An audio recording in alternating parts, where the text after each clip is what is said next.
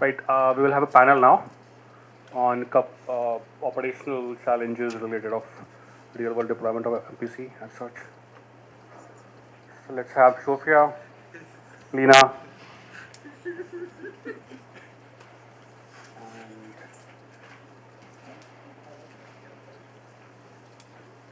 what is sleeping?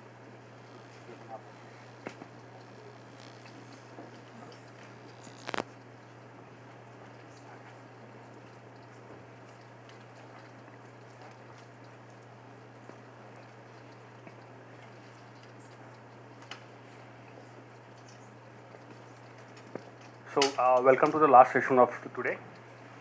Uh, most of us probably have heard you, but probably we can begin with two lines of intro. With Yash. Hi, I'm Yash. I'm the principal scientist at Silence Laboratories, and I mostly do research on cryptographic protocol design, MPC, and so on. So I'm Sofia Selly, and I work as a senior researcher at Brave at the University of Bristol, and I do research on post-quantum cryptography, applied cryptography, and some other things. I'm Lena Heimberger. I am a PhD student at Graz University of Technology, and I work on post-quantum privacy-preserving protocols, especially for OPRFs. Hi, I'm Thomas Schneider. I'm professor at TU Darmstadt, and our group is called Cryptography and Privacy Engineering. So we do all kinds of MPC research and application-related things, mostly privacy technologies, and on the pure academic side. Hello, I'm Kilong. I'm a cryptographic research engineer, but now I do more engineering than research. And what I do, you just heard, so yeah, that's it. Perfect. So let's begin with the first question, and we'll try to at least take some takeaways from the talk and discussion today, so that we can all improve collectively our implementations and business. That's probably the goal. So, first question which I would like to zoom in is, we have seen key management related MPC deployments to be one of the hero use cases of MPC so far. I mean, in terms of deployment, in terms of business and economical impact. But, and there, who has key shares? How do you talk? There are multiple architectures and they are well accepted across industries, whether it is Web3 or Web2 companies. They all understand now fairly. But when it comes to secure shares of data, whenever we are handling private data, it has not been able to be weaved into a very convincing story, as in who runs the nodes and who holds the secret shares of the data, and how we convince them that, okay, we can have a network like we have a Zama design, right? There were a couple of companies running the network. But in a classical institutional case, it's very hard to convince people. A couple of banks, let's say we are selling to Wells Fargo and convincing them, okay, your data of your customers is residing in 3 nodes run by other 3 random companies, is very hard. So probably we can go one by one on zooming in on how do you see we can convince them, or how you have seen that story being weaved convincingly. Because that will dictate a lot, at least the secret shared based designs of adoptions of MPC.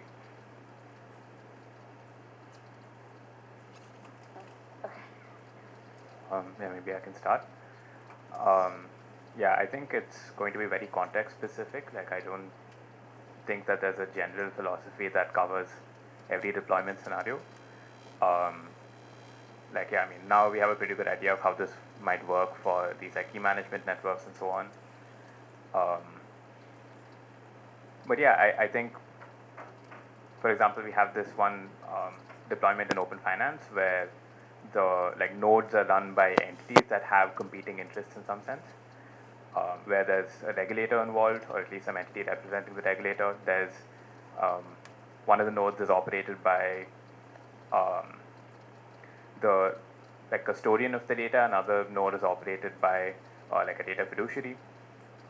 So yeah, I think we can figure out I mean, it's clear to see in that sort of situation that they have incentives to run the computation, to behave honestly, and so on. And they're interested in the output of the data, and they are interested in, safeguarding their own inputs to the system. Yeah, I maybe need a little more time to think, but I think it's basically going to be very granular and context specific. Yeah, so I'm less familiar actually with the specific key management for Web3 companies, but at least a much more widely deployed protocol currently, as are all of these protocols that are currently being standardized at the IETF and also at the W3C, which essentially deal with the idea of having private measurements, they call it. And for these, they also use secret sharing techniques to get the measurements of a system, but in a way that is privacy preserving, so that you don't disclose, for example, which specific operating system the user was using when a specific crash of the browser happened. So you also do it in like a secret sharing way, and the systems are usually called PRI or POPLA. And there are many of them, so that currently are undergoing standardization. And the way that we have actually achieved to make kind of like this assumption work in practice is by doing kind of like a consortium between private companies, but also between NGOs. So in this case, for example, the browser, let's say it's Mozilla, has a partnership with a CDN, let's say that is Cloudflare, but also not only like these private companies, but also, for example, an NGO. So in this case, for example, the one that is helping is the ISGR, which is the the organization that is behind Let's Encrypt. And that has helped tremendously to actually push these protocols into production, because that's the trustworthiness of that specific NGO. So users are more assured that actually we should use these protocols because this specific NGO has for many years provided certificates for free because of Let's Encrypt. So hence we have like this trust in this specific company. So it could be in this specific organization.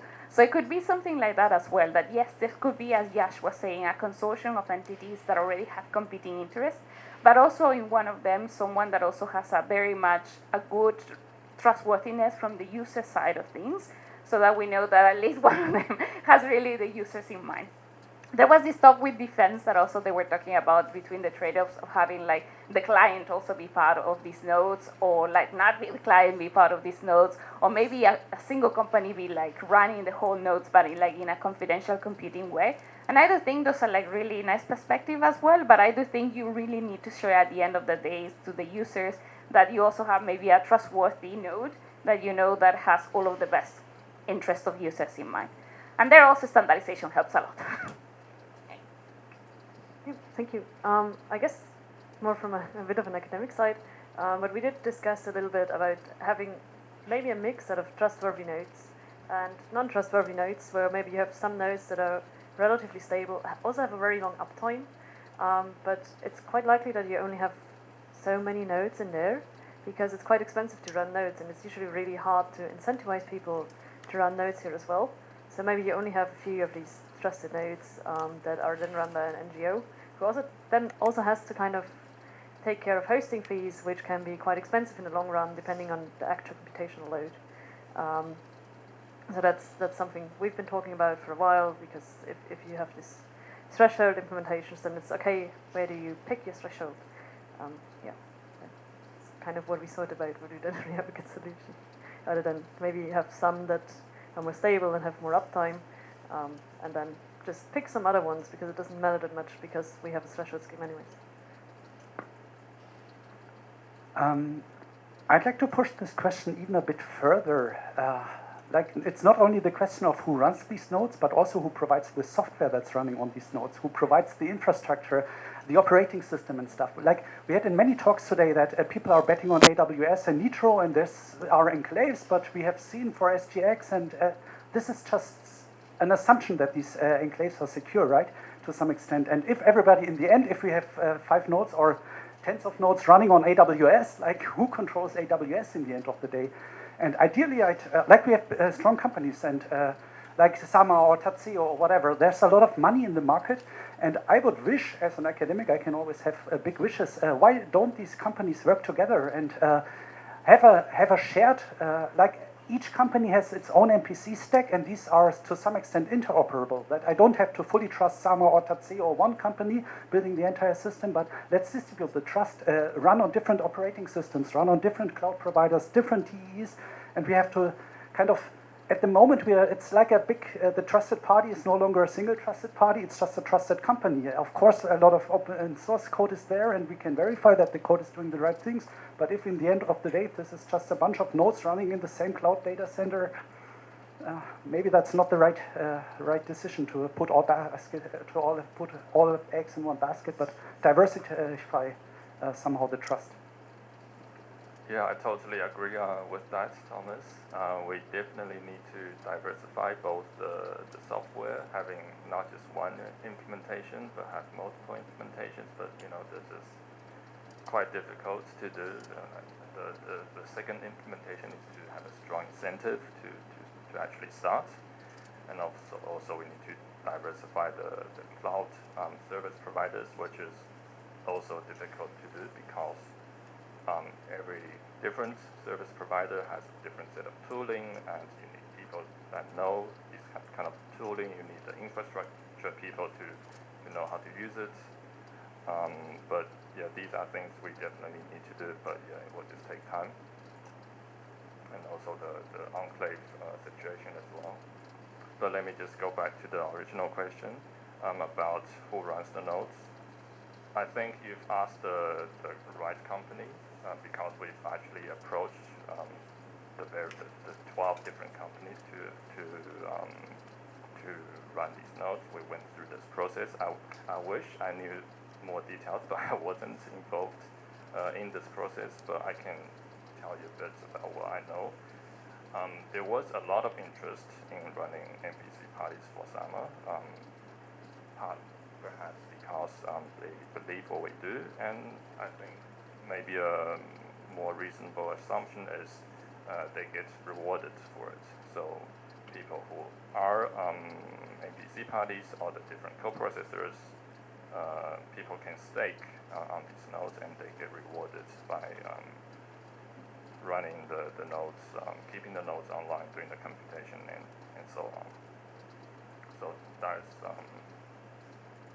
I think the main reason that they really want to join the participation. I think there always needs to be some monetary incentive thing in doing this. Right. Yeah, if there is a monetary incentive, I would like to know. The problem is, it is acceptable to the market. It is acceptable by big financial institutions. Very high value data, and that's something that has no friction point so far across all the companies.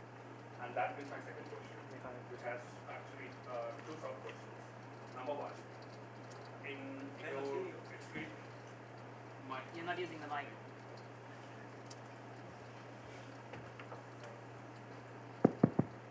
right. So yeah, two questions.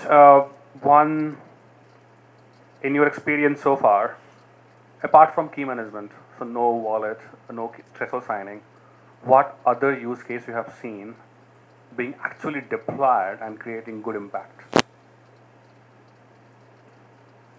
That's number one. Number two, if you have today $5 million allocated, what use case you will go after? Not wallet, anything else?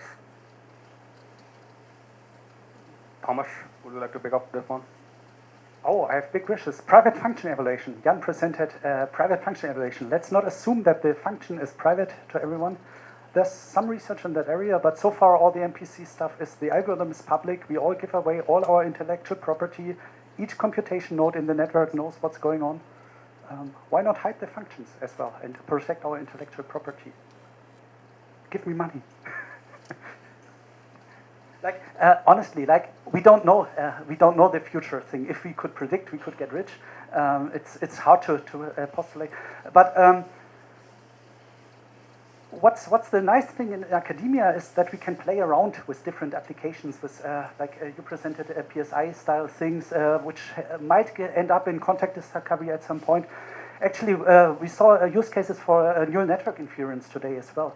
And the academics, I remember when I did my PhD back in 2008, we had a European Union funded project where we played around, let's evaluate neural networks with back the MPC we had back then, which was Payet encryption and garbled circuits. And we had some colleagues from Italy who were experts in signal processing, and someone told them how Payet works, and they started to get creative to fast Fourier transform with Payet. The protocols were broken all over the place, but they had brilliant ideas. So in the end of the day, back in 2000, what was it, 9 or so, we had a first paper on evaluating neural networks with Payet and garbled circuits before all this PPML hype went through the roof. It was 10 years earlier, and we just played around with the technology back then, and now this privacy-preserving machine learning is creating a lot of interest all over the world, and it was 10 years later when it was picked up again, when machine learning was ready, when crypto was ready. So let's play around and get creative and get wild, and many things don't get picked up, but some things later on, the interest will be there. And let's not follow the money immediately or where the low-hanging fruits are, but just explore new directions. That's the luxury of academia, of course. Yeah, so the first thing, going back to the point that you made also on like how to trust these nodes, I think with that we could take some inspiration already of what exists in the internet, which is like certificate authorities. And I know that a lot of people could have feelings about this, but there's like a really rigorous process into actually how to become a certificate authority, and you're against that, try to bring that to the CAB forum and you probably would not be heard. But there's already like a process kind of for that, so we could establish something like that, as well as transparency checks for those specific authorities. In the question of actually what is deployed, so one of the deployments we have is this of like private aggregate measurements. So currently that is deployed on production on at least two browsers, two of the main browsers, and also by some of the CDNs. So we already have some kind of like private function computation in that manner. The other one that I have seen way more talked about and kind of deployed via plugins in the browsers is these ideas of CKTLS. And in these cases, you do run kind of like an MPC or 2PC operation in order to later attest that certain parts of a TLS transcript, for example, contain certain statements. And this is also currently being deployed. But the one that I would really love to see is anything of the user that we store currently in databases that can be very sensitive, which shouldn't really be stored. So more and more in the industry, what we see is that passwords are stored, like password files are always stored, and we continue to store them. Or we store biometrics, or we store many more information of the users. And this can be simply be done in a much more secure way. We actually take these protocols and also do it in like an MPC way so that we actually store them more properly. For example, there's some ideas that I know Lina has also looked because she looked at OPRFs of actually not even having the password, but we have an opaque protocol. And then if you want to recover, for example, you could do an MPC computation in order to recover the password, even though the server never has, or the company has never has had a password. So I would love to see that we don't store anymore any kind of private information of users. That should happen. Josh or Lina, you would like to answer? Sure. So, like when you ask the question of which protocol would I like to see deployed more, the first one was just that came to my mind was opaque. Like I have, like every time I'm like so many reduced passwords and it leads to so many problems. And opaque is just it works, it's deployed, it just needs to be deployed more. We know how to deploy it with the code, we have the standard. So the one thing that would immediately make everything easier out of the box is opaque.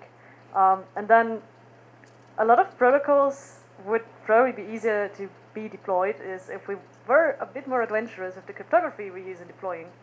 So there's like, as I also mentioned in the talk, there's like, okay, we still use a lot of, even in academic papers, there's very often, oh yeah, and then we garble the circuit and we use AES. But your protocol could probably be a lot faster if you were willing to use something a bit more adventurous, like Poseidon or LowMC, or like there's a lot of papers about it. And I think maybe there's also a bit of a necessary push from industry to actually be okay with cipher that's not AES itself. So that would be really nice to see. And then finally, because you've also mentioned CT, in general I think that looking more at the transparency side of things and talking a lot more about binary transparency and also key transparency, which is slowly being deployed, but it's still very, I think it's actually one thing that's probably treated more as an industry thing than as an academic thing itself, because people just deploy it. It's a bit boring, but I do think that doing more academic research actually in key transparency and certificate transparency and binary transparency would be really nice.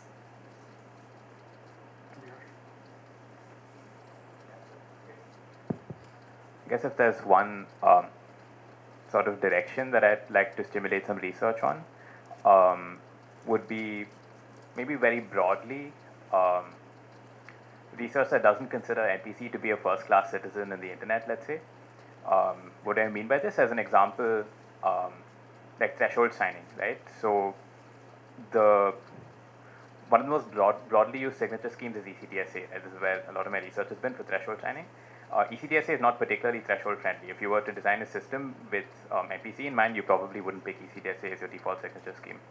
So when we want to use MPC for the benefits that threshold signing gives us, we have to work with what already exists in the real world, which is ECTSA.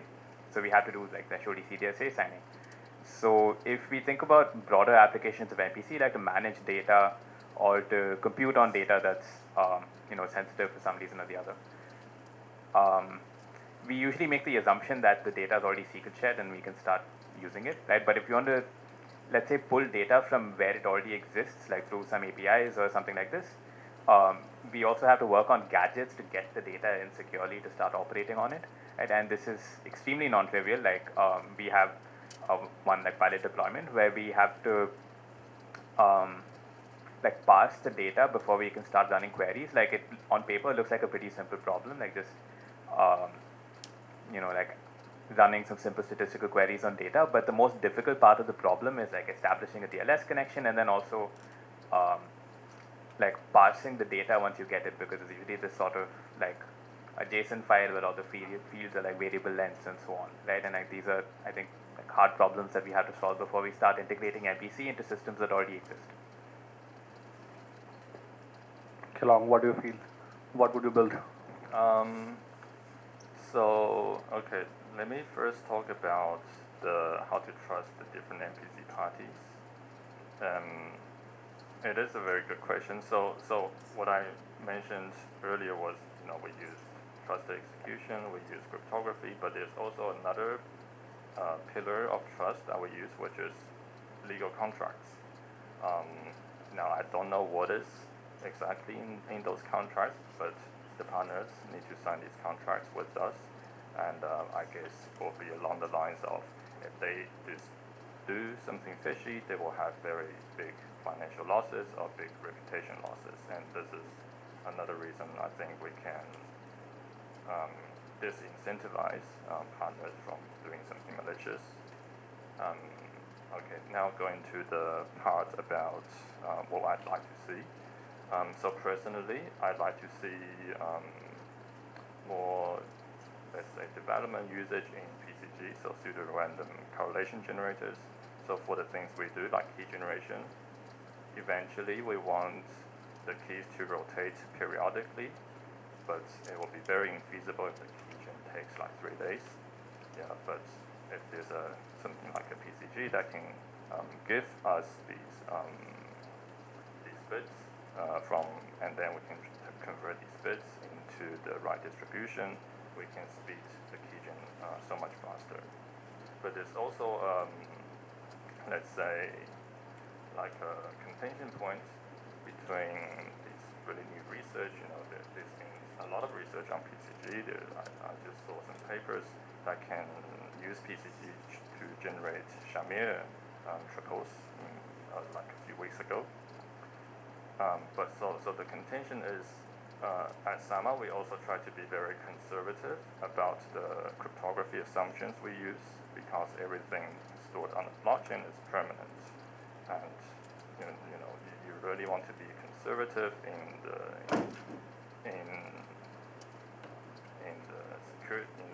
hard problems. You want to be conservative in all the cryptography assumptions. If you send a message that's using some fancy cryptography, people might record it, people may come up with new cryptanalysis in 5 years, and then that will leak information. So yeah, it's a difficult balance. Right. Yeah, a couple of great use cases, particularly the password one. It should happen. It looks like no-brainer, but nobody has been able to crack it as a business so far. Right, and probably RWC, MPC, and RWC events like this will help. And that's where academia and industry can work together, and that's the origin of all the workshops and talks we are doing. And like we were talking before, academia and industry has a role to play, but it requires to work very closely. But they don't because of some reasons. Blockchain industry at least has given some kick where people are working more closely. But do you have a framework in mind to suggest either to people in industry or academia which can help to accelerate deployable adoptions of the use cases we are talking to or solve some challenging problems? Anything you would like to share as a framework, how we can work together, the two industries?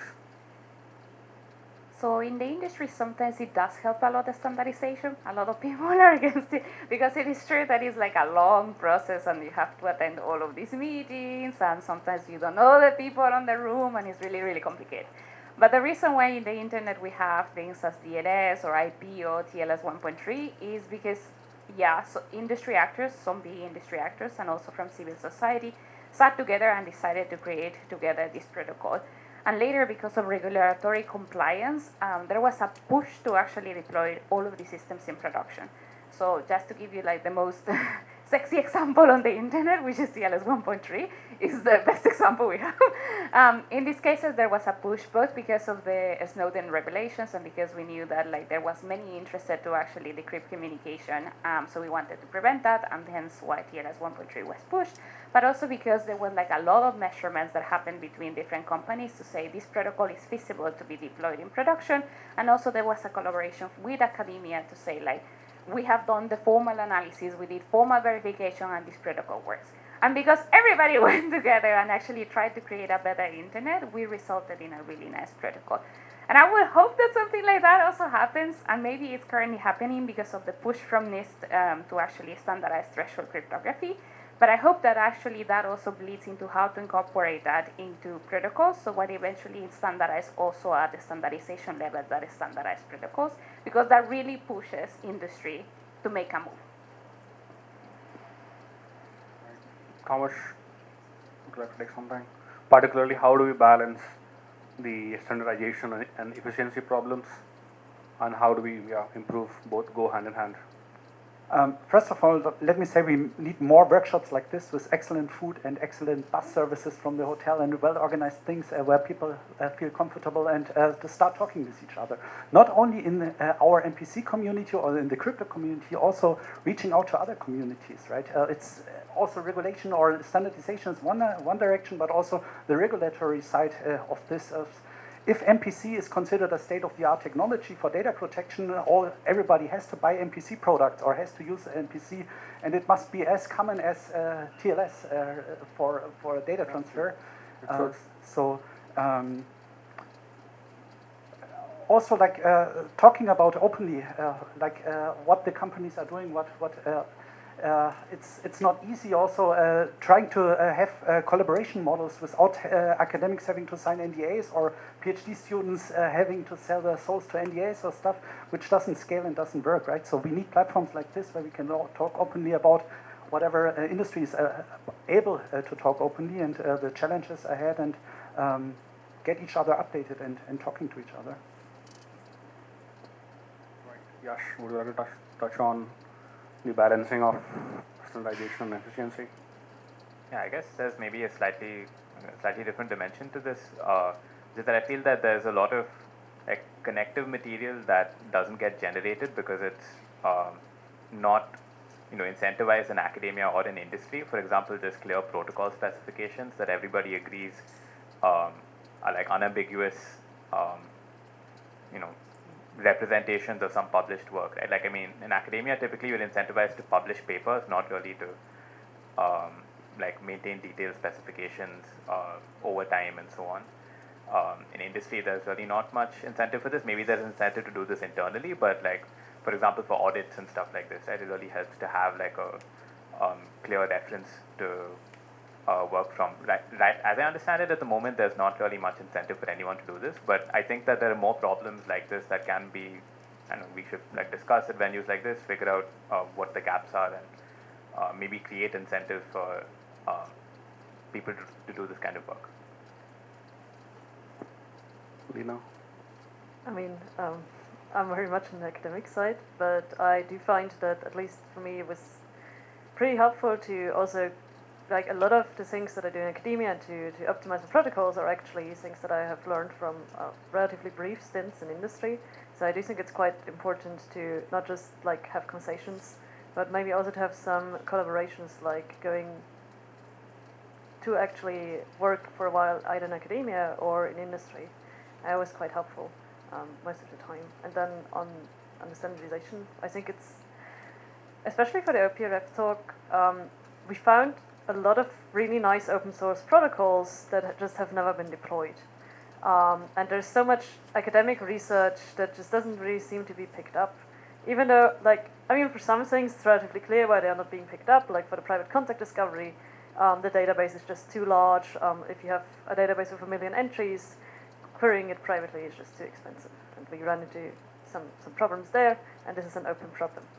And this is relatively clear, but there's also like so many other suggestions on what you could do with OPRFs. I think there's like over 20 use cases, and realistically we kind of found 4 or 5 implemented, and then also in relatively constrained environments. So I think that maybe it's also a bit of a marketing problem from academia side. I don't know. Kelong?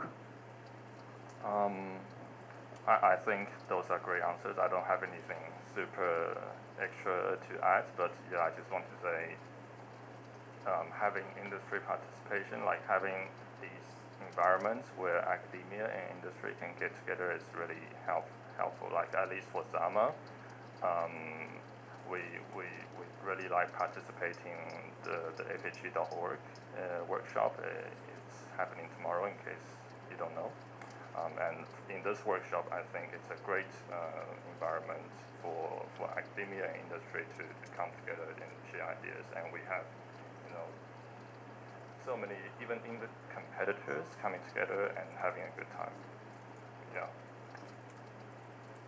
Right, yeah, so yeah, quite good discussion. I think the takeaway I will have personally is whenever we do a delegated compute, we find competing parties, figure out ways to incentivize them, and yeah, definitely we have to work together with both industry and academia to solve and deploy cases way beyond wallets and key managements in different use cases of MPC. But we would like to open for Q&A. If you have some questions with the panelists, we will have to take. We have some time. Any questions from the audience?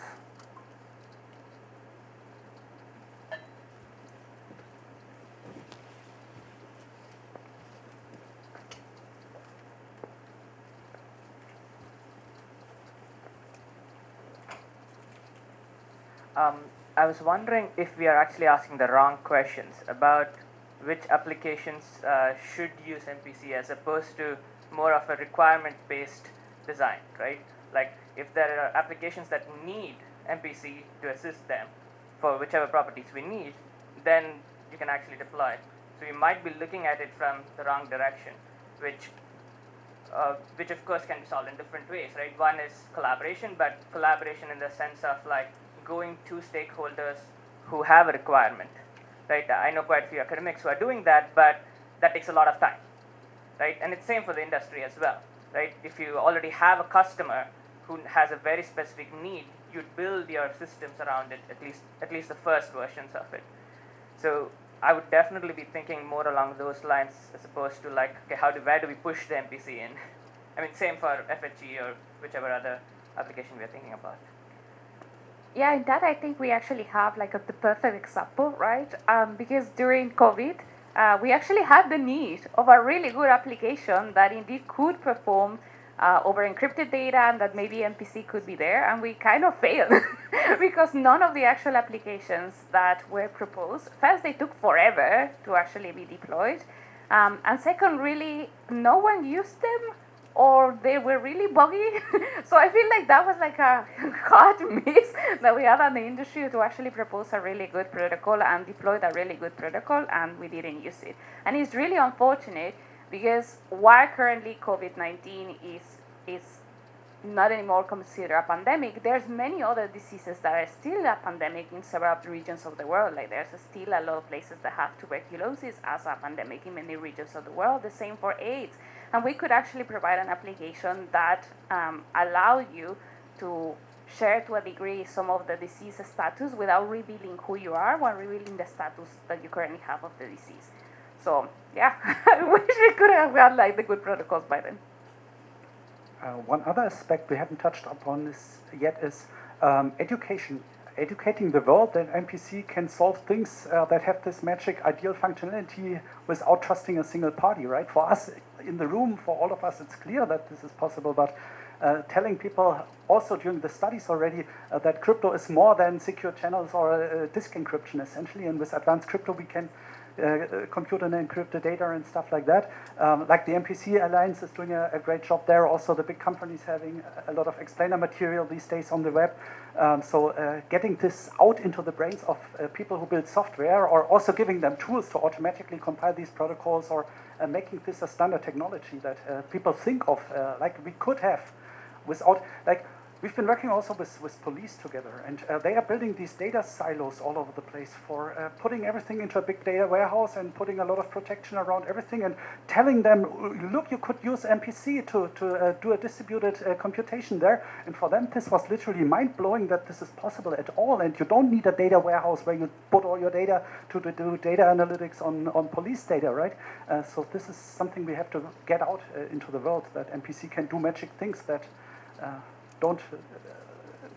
are non-trivial and provide additional functionality. We have more questions.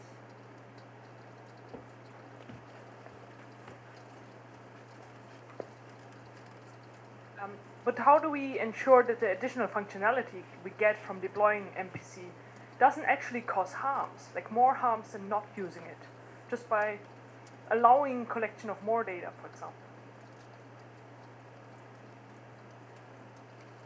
Good question. If I answer directly, police, they have a European project. They will do it, period. And if we don't get MPC technology in there, they will build these data warehouses all over the place, right?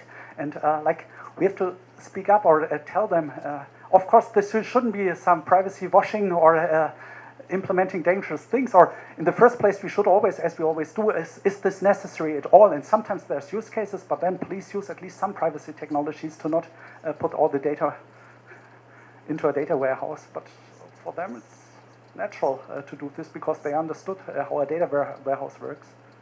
I think that's a really important question. And the way that I have seen is that actually we also need collaboration, not only with academia or computer science academia and the industry, but also we need a collaboration with the people who are actually looking at from the anthropological level or from the societal level in these kind of problems. Because many times I've seen these proposals of like, let's use MPC or zero knowledge proofs to do age verification, to do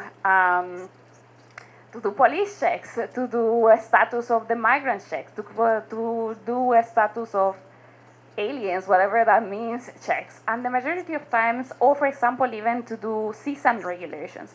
And the majority of times, if you actually talk with the people who are working in these topics, they are going to tell you, we already have a database of all of the sexual predators that exist in these regions. We are just not doing anything about it. We already know that a lot of women have reported all of these cases, but we just don't care because we don't believe women. So in this case, it's not about like even the technology, but rather actually supporting those other societal organizations that we have in order to actually have a good system. There's a great study that was done last year in the United States. And what these specific researchers, what they did is that they went to the youth and they asked them, what would you like to have? Would you like to have like more applications and more ways to actually compute on your encrypted data? Or the police has more access to like this encrypted data? What would you like to have? And the answer from the youth was, we would like to have more mental support services.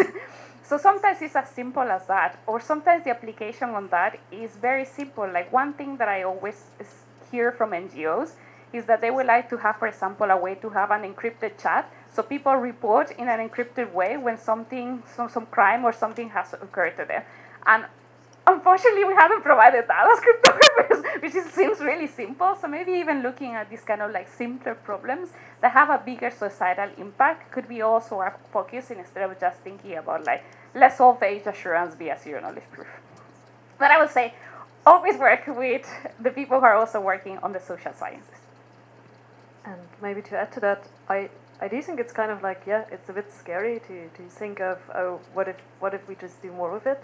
but I feel that a lot of things are currently just being deployed. And for example, the European Union currently deploys the EU wallet, and the first iteration was terrible. So at last year's Rework Crypto, there was an entire talk about it. But I actually think quite positively about it, because now we have proposals for a version that is much more secure and much more robust. And it's actually, for me, a very positive thing that from the academic side, there was actually this very, very strict deadline at which the European Union would do something that is terrible. And we have, or like terrible from a technical perspective. And we have this time to propose something that's robust and better. And it's actually something that happened. And that is currently being discussed a lot, and I think it's for both sides, it's quite awkward. The discussion is happening mostly on GitHub repositories, but it's really cool to see that like they write these proposals, and then there's a PR on this, and I actually do think that maybe a lot of things are happening anyways, and then maybe it's good to just think about how to do them in the way that causes least harm and protects most privacy, and maybe at least that's the way I think about building these protocols.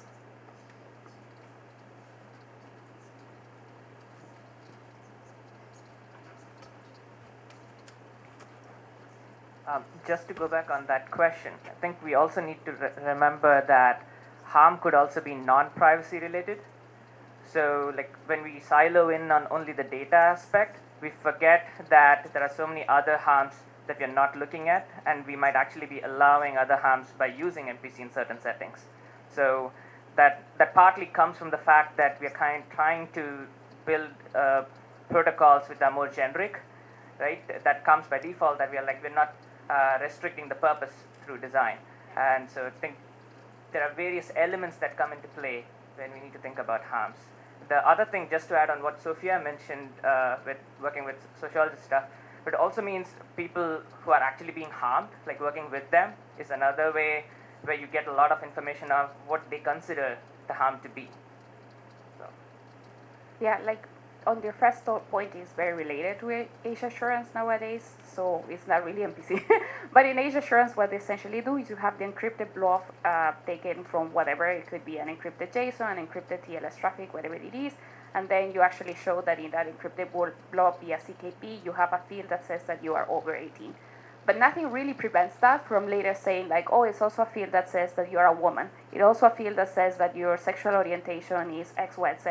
It also says this and that. And that can actually means that now we're creating an internet that discriminates not only based on age assurance, but also based on other kind of information that now we have the ability to, in a encrypted way, reason about users. So yeah, it's a huge debate about. Have a few more questions or?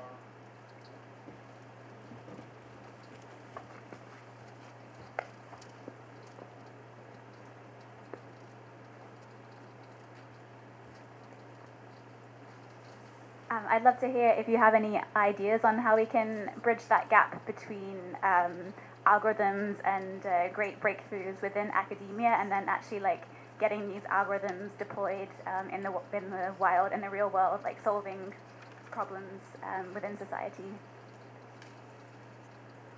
I don't know.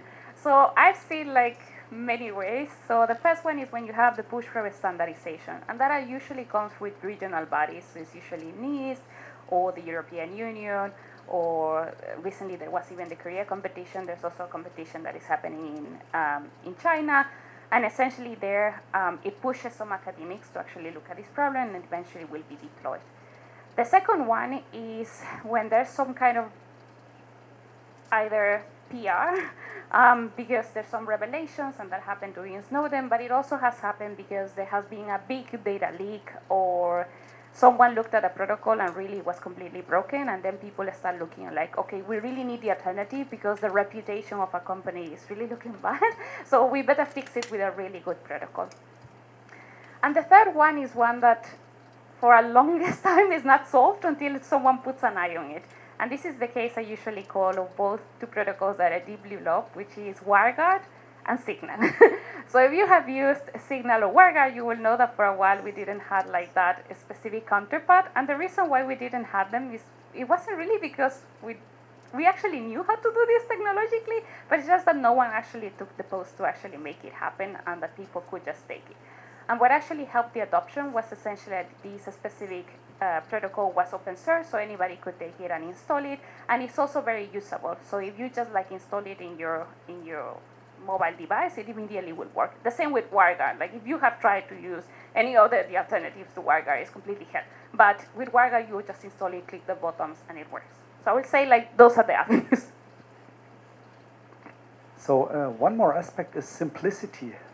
We academics try to over-optimize. For example, we had in the OPRF talk today, Google had this ad conversion rate application where they want to synchronize these people who actually bought a product with people who saw the ad. And Google had decided to run a very, very simple protocol based on essentially Diffie-Hellman and Payet encryption.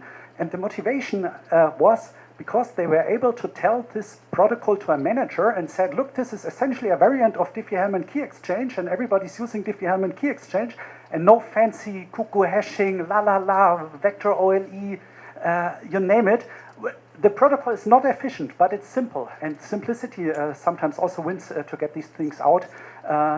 Of course, we are interested in lower bounds or in upper bounds, also how far we can push this technology for the future, but probably first go with a trivial solution or some simple solution and try to be convinced that this is secure, which is much easier for not super over-optimized protocols.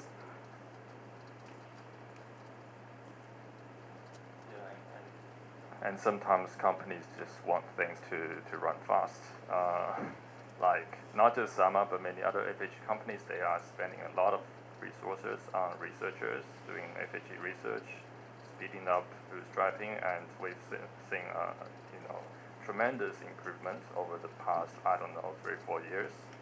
And it's like, 10 times speed up every year. And it's hitting to a plateau, but we're also, not just Zama, as well, many other companies, they have hardware acceleration coming up. And yeah, sometimes the industry just wants things to be fast because they want to run it, or they have partners that want to run it, and this is what gets pushed. We will have time definitely for one more question.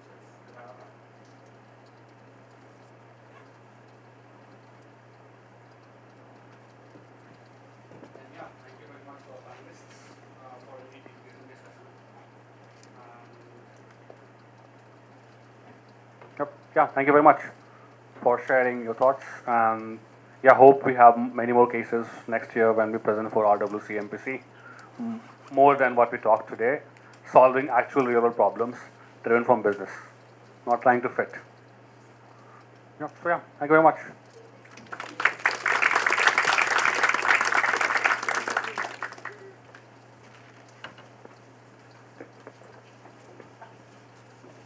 We have one small announcement. So the bus for Marriott main venue will go from downstairs near the registration desk at 5:40 and 5:50 p.m. Thank you. Have a nice day.